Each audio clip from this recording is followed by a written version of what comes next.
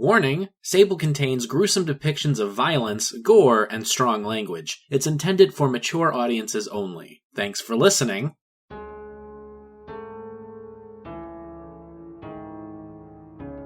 Sable, Germany, Part 4. He could have been falling for centuries, or perhaps it was only a blink of an eye. Time worked in strange ways inside this trance the navigator had put him in, but there was one thing Archimedes was certain about. There didn't seem to be an end to his descent. Was this how he lived the rest of his life, endlessly falling through pitch-black space? There could have been worse fates, he supposed. Not many, but a few. There was the small tinge of fear that he would finally snap inside this void, but what would it matter? For now, perhaps he should just find peace here, allowing the darkness to just overcome him. At least there was no more screaming metal giants or howling planets here. It was just him, and nothing else. Fuck! As soon as he had finally accepted his fate, it seemed that his body crashed against solid ground once again. There was a brief surge of pain that coursed through him, but it seemed to disappear almost as quickly as it arrived, leaving Archimedes dazed and confused. He sat himself upright, turning his head this way and that to see if he could make sense of his new surroundings. Nope. Everywhere he looked, there was just more black, the faintest outlines just barely visible. Were they mountains? Formations? Buildings? Archimedes couldn't tell. He was about to stand when he felt a wetness pulling around his left hand. Whatever liquid was forming underneath him wasn't there a moment ago. He scrambled up onto his feet, nearly falling back onto the ground due to the slick surface beneath him. Green. He was starting to see color again, and whatever was below him was a pool of green liquid. He didn't bother to speak aloud his confusion. Instead, he followed what seemed to be a trail made with the green fluid.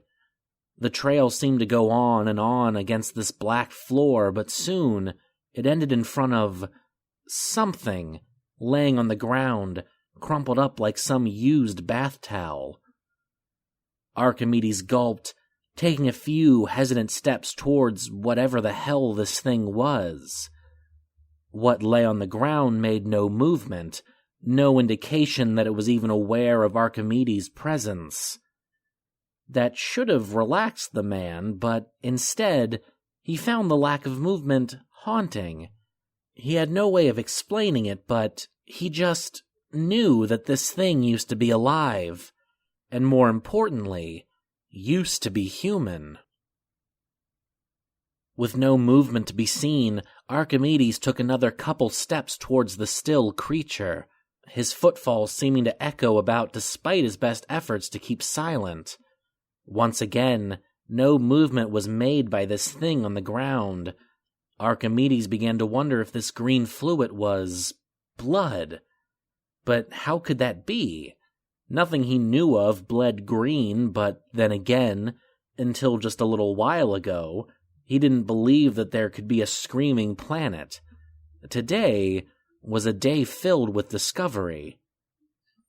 Now, just what in the fuck are you? What laid before him looked like a purple and gray containment suit, something he'd expect people to wear if they were handling some sort of radioactive material. If there had been a body in this at one point, it was no longer there. Besides a few peaks here and there from the fabric, the suit lay flat against the ground.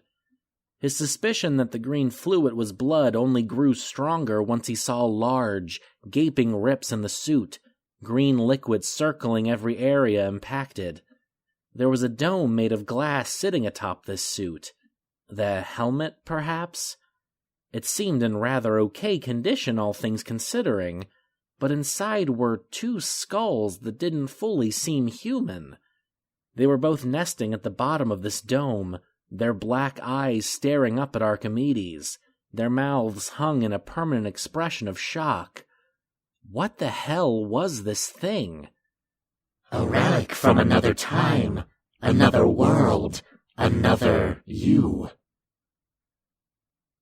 Archimedes' head almost snapped as he whipped around, looking towards the location of the all-too-familiar voice. Sweat was beginning to form on his face once again, his hands balling up into fists. The hell does that mean? If you follow our voice, you may just find out. Archimedes cursed, clenching his teeth after. He knew it was probably dangerous to follow whatever this voice was, but, on the other hand, he was in danger either way. Both choices seemed grim. Either wait for the navigator to pull him out of this trance and kill him, or follow the voice of the void further down the rabbit hole. There was also the slight problem of his burning curiosity. With another grunt, Archimedes had made up his mind. He began walking away from the abandoned containment suit. The image of those two skulls burnt into his mind. With each step, a new sensation filled him. He began to feel that he knew the thing that used to reside in the containment suit, but how could that be? He had never seen anything like that in his life. Still, he couldn't help but wonder where these memories were coming from. Was it just the void playing tricks on him? Or was there something to this multiple dimension business?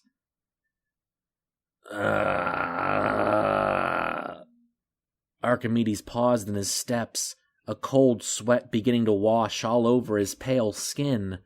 Something was groaning just a bit ahead of him. He couldn't make out any figures, not yet anyway, but the voice seemed close, closer than Archimedes would have liked. Hello?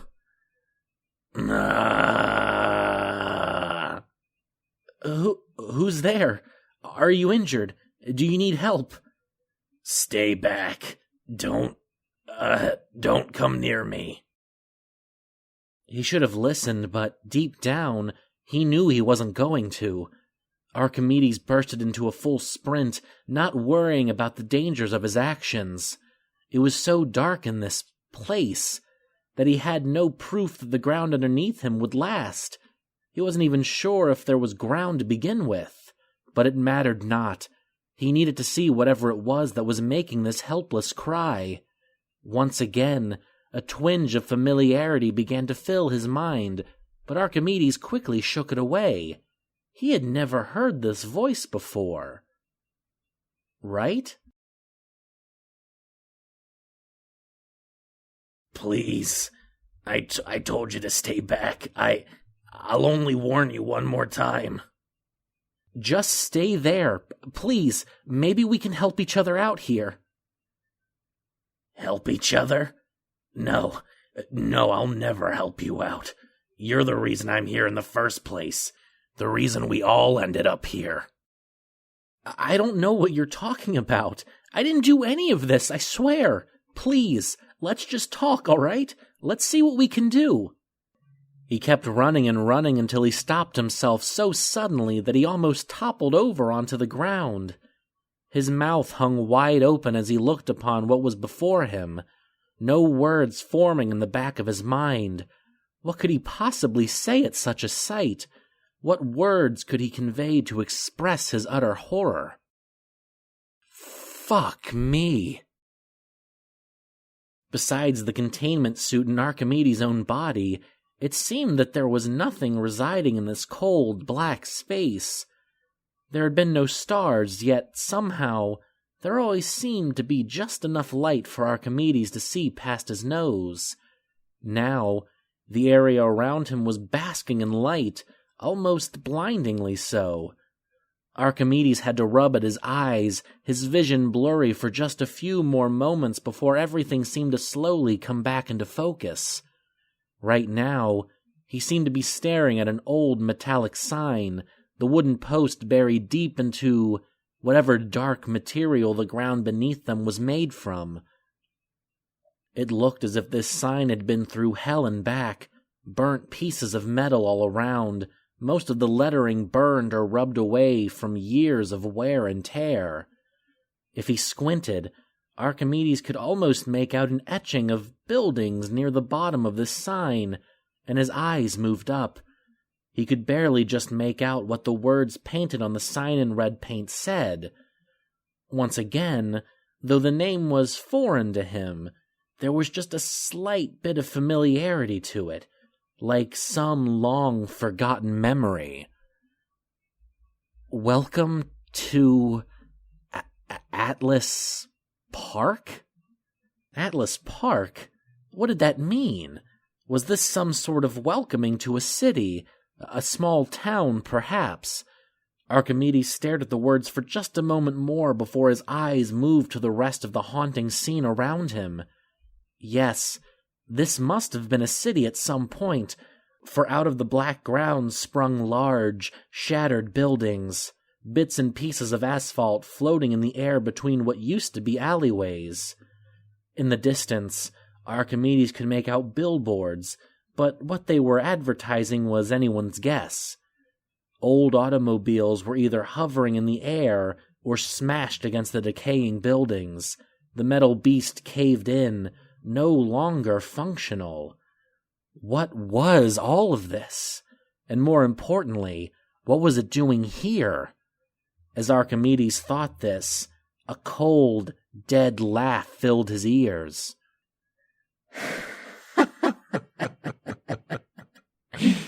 Don't recognize your own work. Why, Archimedes? This might be your finest work yet. I don't understand. How is all of this here? Sometimes when you destroy a world, pieces of it end up here, in our home. Think of these ruins as a reminder, a memory of all the hard work you've done for us, Archimedes. Go ahead, keep going further in. There's something you need to see, or rather, someone. Who? Who could I possibly find here? Archimedes could hear the low groan again, now echoing off the buildings quite a bit further in the city. The sound rocked Archimedes to his very core, the sweat beginning to trickle down his chin. Now, Archimedes, where is the fun in all of that? We can't simply just tell you everything, now can we? Go on. Like we said, no harm will ever come to you here. You're safe. Go say hi to a long-lost friend. After that, we can begin answering your questions. Archimedes knew there was no point in prying any further. He was trapped here, of that he was certain. So, the only thing he could do now was play along. He shivered once more before beginning to take a few hesitant steps forward. He kept going, and going, and going until the metal sign was nothing more than a little blip of light in the sea of darkness. Now the buildings were towering over him, basking him in their long shadows. There was a heaviness to all of this, like someone was very carefully pushing an 8-ton ball onto his shoulders. He had to keep going further. There was no way out of this if he just stayed in place. He passed by a few run-down shops, the windows having been smashed in, the shelves inside empty. What had happened here before the destruction Archimedes supposedly caused? Were there riots? If so, why weren't there any bodies lying around? As far as Archimedes could tell, the only people in Atlas Park were him, the silent void, and that groaning, wailing voice that seemed to only be getting further and further away from him. None of this was making any sense. He passed another rundown store, this one still having a few scant pieces of electronics. One survivor of what must have been a riot was a radio, an old, wooden thing that had seen better days. For whatever reason, Archimedes was drawn towards this radio. His eyes locked upon the dials.